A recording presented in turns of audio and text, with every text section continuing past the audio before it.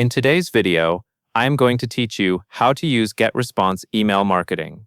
To begin, log into your Getresponse account and head to the Tools area. This is where you will find the main features you need.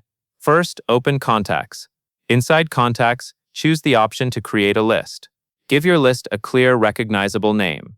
Use something that matches the purpose of the audience, such as customers, newsletter subscribers, or event signups.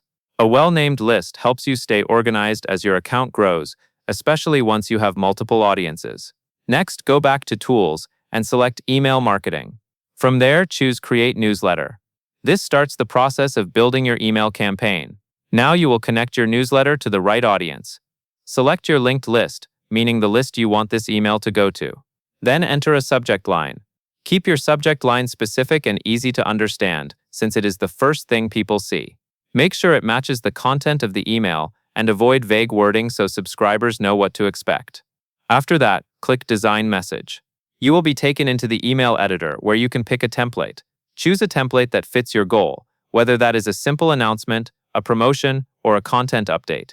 Templates save time and help keep your emails looking consistent. Once your template is loaded, you will build your email using content blocks. Drag and place blocks like text, images, and buttons into your layout. Keep your message focused, with short sections and clear spacing.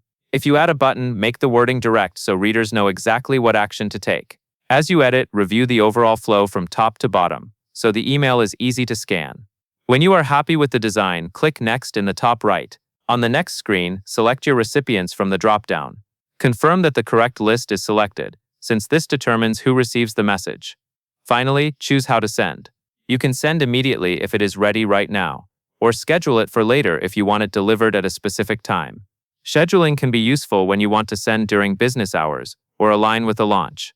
That covers everything you need to know, and that is all there is to it.